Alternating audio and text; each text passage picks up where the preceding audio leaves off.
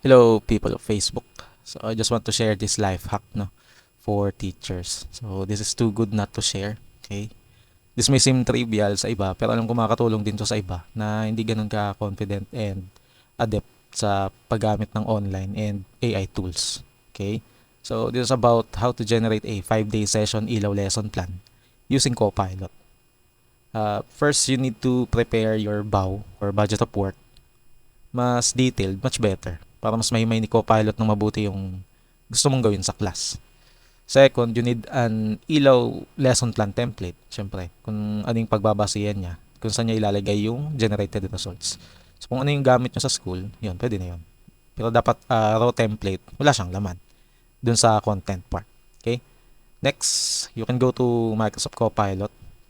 I tried using this sa mobile pero hindi siya ganun ka-okay. Much better talaga kung sa desktop or laptop.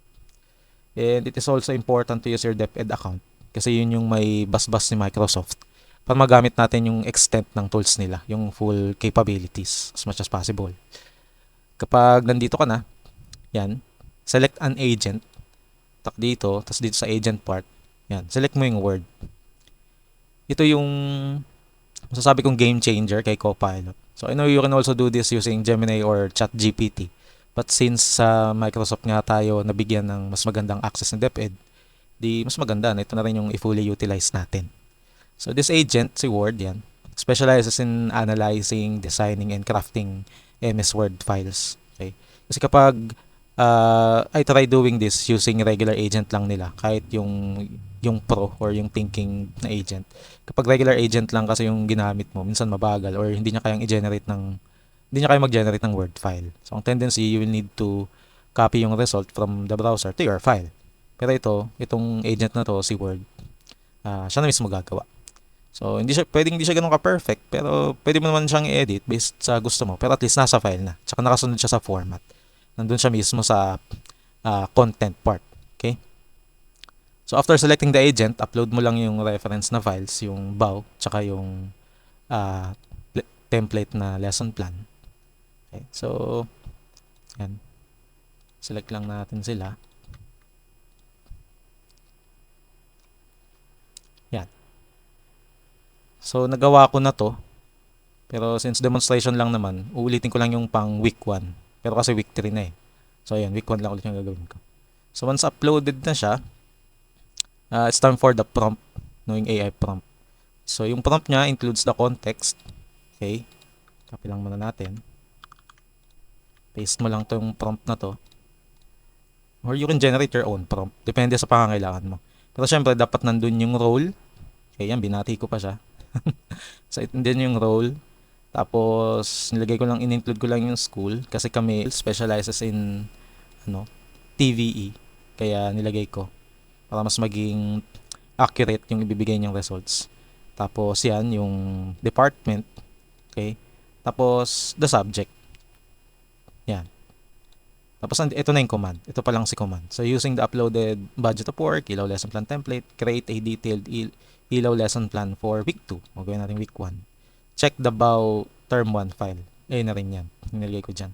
So, dyan sa prompt, dito sa prompt engineering, pwede ka ditong magpaka-detailed ng bongga.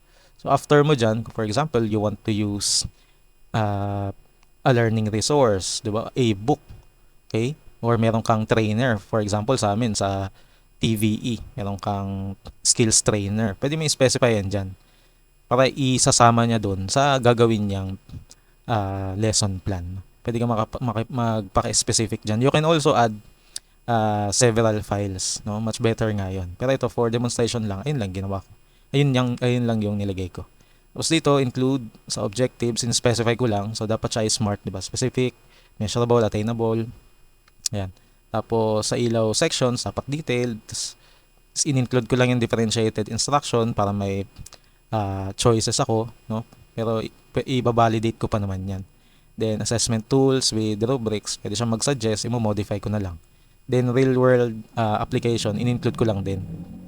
Para, yan, ma-expound lang yung philosophies, no? Teaching philosophies na pwede ko magamit. Then, yan. Dito sa dulo, make sure to use the ilaw lesson plan template when generating the result. Ito, ngayon ko lang to i-add. Kasi yung previous na ginawa ko, hindi ko siya ginanyan. Ang ginawa niya, nag-generate siya ng file niya. Tapos, nakasunod naman sa format, pero hindi siya dun sa template gumawa. So now, first time ko din ito makikita kung anong gagawin niya. Kung susundin niya yung template ng school namin. Okay? So kung okay ka na dyan, yan. Yan, nag-generate na siya. Medyo matagal nga lang yan kasi hindi text ang output niya, kundi ano talaga, word file. So yan. Minsan magpo-prompt din siya sa'yo ng options. What is your preferred format? Okay, pwede ka pumili dyan. So for example, pili lang tayo, no? Demonstration purposes lang naman to. Pwede namang all of the above. Tingnan natin kung anong gagawin niya. Tapos, let's go.